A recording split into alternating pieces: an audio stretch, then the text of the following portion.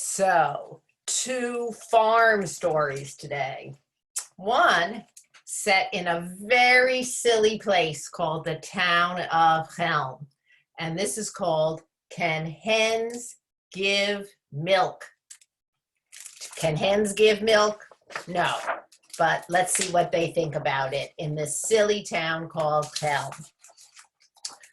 So, Shlomo and Rivka lived on a tiny farm in the town of Hens, and they had 5 children, 12 scrawny hens, 1 rooster, and not much money. One day Rivka said, "We have plenty of eggs from our hens, but if we owned a cow, we would also have milk and cheese." Shlomo thought about what his wife had said, because he would like milk and cheese. That night he lay in bed and thought about it until he fell asleep. Shlomo was a dreamer, and sure enough, he had a dream. In his dream, a cow was eating fresh green grass in their small field. Then he noticed Rivka milking the cow. Shlomo awoke up with a start and shouted, "That's it!" His shouting woke Rivka. It also woke their 6-year-old daughter, Tova.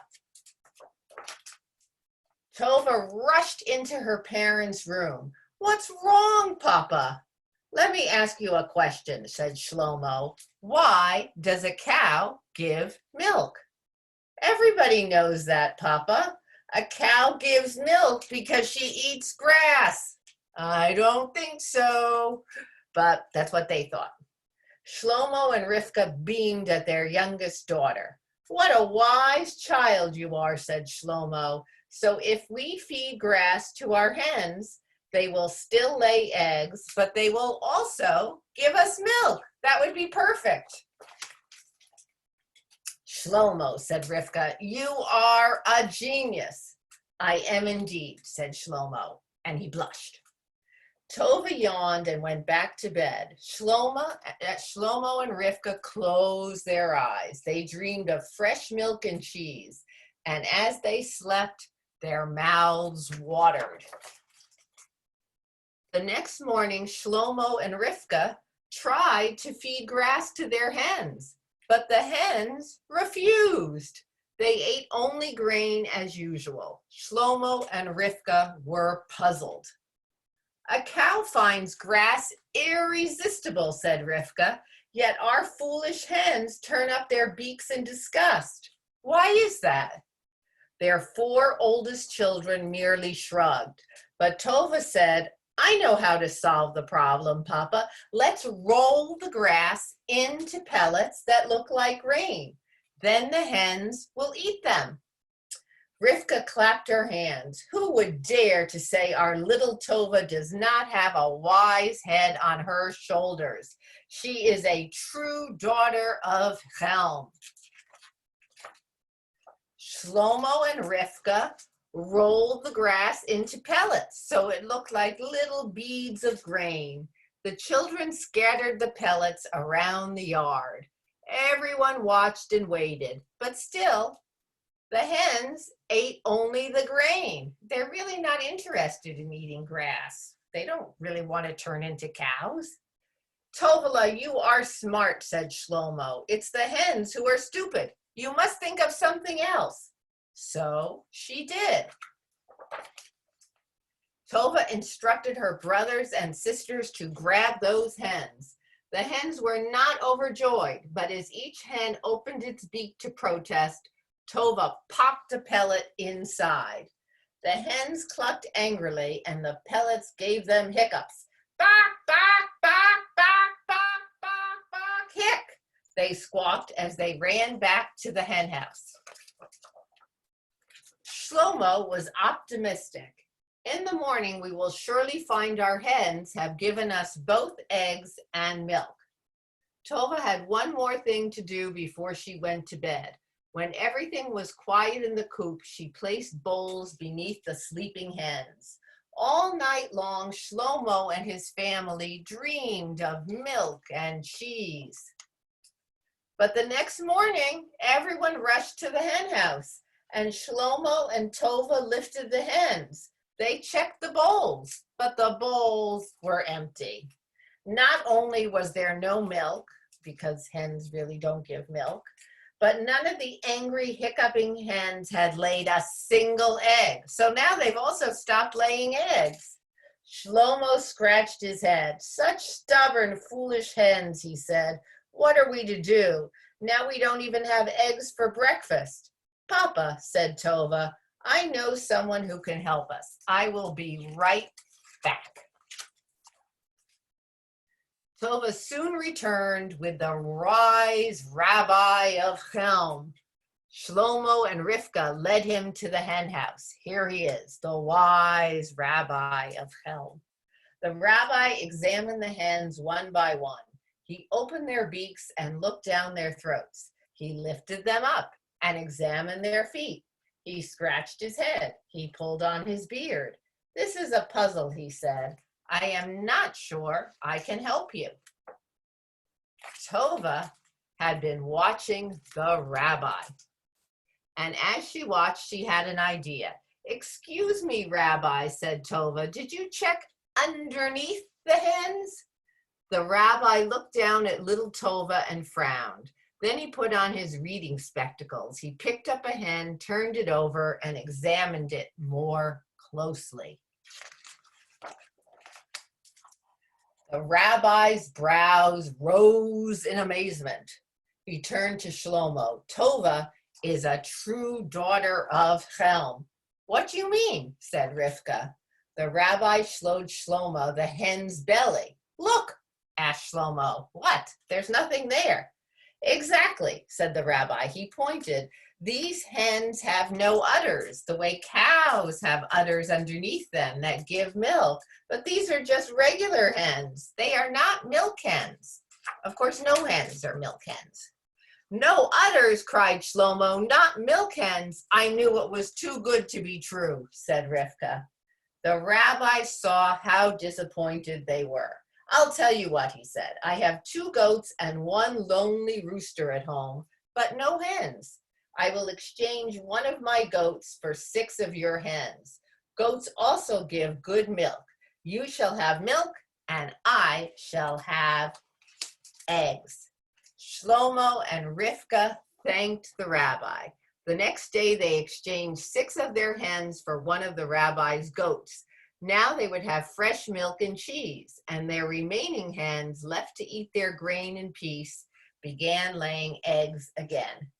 Early one morning, Shlomo watched the hens pick at the grain that helped them lay such delicious eggs. Then he looked at the goats. The goat. I never noticed, he said to himself, but the goats are so much bigger than the hens. That night, Shlomo had a dream. He dreamed his goat ate a mountain of grain and laid an enormous egg. So now he's hoping that the goats will lay eggs. Shlomo woke with a start. Rivka, he shouted, children, I have an idea. I don't know if that's going to work out any better than the first idea. So this was Can Hens Give Milk? By Joan Betty Stuckner and Joe Weissman. Can hens give milk? And of course, sadly, the answer is no. So that's that one. And now another farm story is Kiss the Cow, one of my favorites.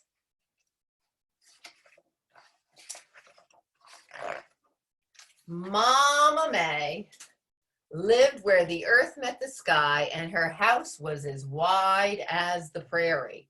And it needed to be. She needed a really big house because Mama May had so many children, she couldn't count them all. Among Mama May's children was one called Annalisa. She wasn't the youngest and she wasn't the oldest, but she was the most curious and the most stubborn. Stubborn means that once she made up her mind about something, she didn't change her mind. Every day, Annalisa followed Mama May as she carried her 2 shiny pails to the pasture where she slept, where she kept Luella, the magic cow with the beautiful brown eyes and bright curving horns. Every day, Annalisa heard Mama May sing to Luella. Lovely Luella, your milk never fails. My children are hungry, so please fill my pails. Every day, Annalisa saw Luella's warm, sweet milk flow into the shiny pails until Mama May sang, "Thank you, Luella, my children shall eat cheese fresh and yellow, milk warm and sweet." And every day, Annalisa saw Mama May kiss Luella right on the end of her velvety brown nose. "Ugh," said Annalisa, "imagine kissing a cow." Every day, Mama May carried her pails of milk home to feed her hungry children. One pail of milk they drank for breakfast. The other pail of milk Mama May heated and salted and pressed into cheese for the children's supper. Cheese so fresh it squeaked between their teeth. Every day, Annalisa wondered, what would it be like to milk a magic cow? The more she wondered, the more curious she grew. And the more curious she grew, the more Annalisa just had to know. Finally, one day she said, "I want to milk Luella." "Never you mind about milking Luella," said Mama May, "because if you upset her, she'll never give milk. And then what would we do?" But Annalisa had made up her mind, and she is very, very stubborn. So she took a pail from the sandbox and sneaked off alone to the pasture where Luella was. Just like Mama May, Annalisa sang, "Lovely Luella, your milk never fails. My children are hungry, so please fill my pails." Luella's milk flowed into Annalisa's little pail until she sang, "Thank you, Luella, my children shall eat cheese fresh and yellow, milk warm and sweet." Now, this wasn't exactly true, of course, but magic words are magic works, and true or not, they worked. But did Annalisa kiss Luella right on the end of her soft, silky nose? She did not. And then the next day, Luella would not give any milk at all, no matter how many times Mama May sang her magic song. It didn't take Mama May long to figure out what had happened. "Annalisa," she cried, "have you been bothering Luella?" "All I did was milk her with my little pail," said Annalisa. "And did you remember to kiss the cow?" asked Mama May. "Me? Kiss a slobbery, bristly cow?" cried Annalisa. "You must kiss the cow to make sure she gives milk again," said Mama May. "The cow, Luella, wants her thank you kiss. If you don't give her a thank you kiss, she won't give milk again." "Never," cried Annalisa, and she wouldn't. That day, the children ate scraps of bread without milk for breakfast. "Now will you kiss the cow?" asked Mama May. "Never," said Annalisa. "No kiss, no milk." That night, the children ate crusts of bread without cheese for supper. "Now will you kiss the cow?" asked Mama May. "Never," said Annalisa. "No kiss, no milk, no cheese." The next day, Mama May's house was full of hungry, crying children. The hungry children crowded around Annalisa. There were so many children, they crowded her right out of the house and up the hill to the pasture. "Milk," they begged. "Cheese," they pleaded. "Now will you kiss the cow?" asked Mama May. "Never," cried Annalisa. "Never, never, never, never, never." "Moo," said Luella, putting her nose in Annalisa's face. "Ugh," said Annalisa. She really does not want to kiss the cow. But then she looked into Luella's beautiful brown eyes and she wondered, What would it be like to kiss the cow? And the more she wondered, the more curious she grew. And the more curious she grew, the more Annalisa just had to know. There was only one way to find out. Please kiss the cow, said Mama May. Said Annalisa. She is thinking about it. So she scrunched up her eyes, bunched up her face, and then she kissed Luella. Luella smelled of fresh hay and sunshine and clover. Her nose felt silky and warm and dry. Mama May sang her magic song, and Luella's milk began to flow. The children cheered, and Annalisa felt so fine that she kissed the cow again. And now we have this wonderful picture of Luella with Annalisa riding on top because they've become very good friends. So that was Kiss the Cow by Phyllis Root, and the pictures are by Will Hillenbrand, a favorite. So, and now let's do a singing book, also about a cow. This cow is called Oh My Darling Clementine. And we will see how it goes.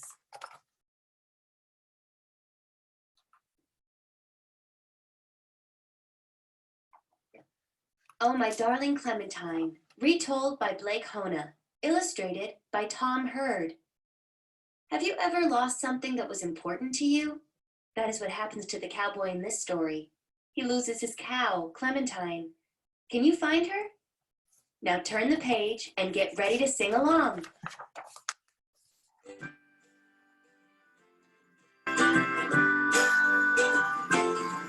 In a pasture, in a prairie, walking down a railroad line, with a cowboy with a big hat, and his cow named Clementine. Oh my darling, oh my darling, oh my darling Clementine, you were lost and gone forever, I'm so sorry, Clementine.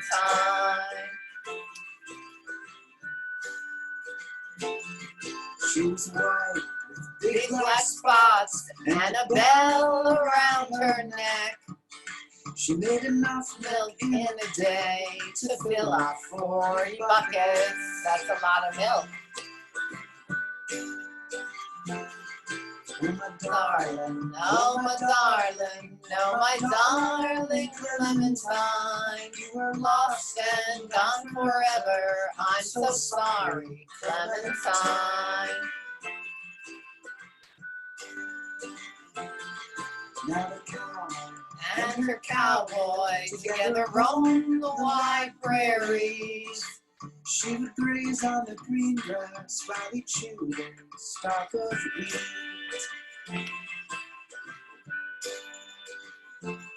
Then one day, a cowboy came upon a burger place. He ordered a beef patty and Clementine ran away. Clementine did not want the cowboy to eat meat. In the prairie, walking down a railroad line, the cowboy with a big hat and his cow named Clementine. Oh my darling, oh my darling, oh my darling Clementine, you were lost and gone forever. I'm so sorry, Clementine.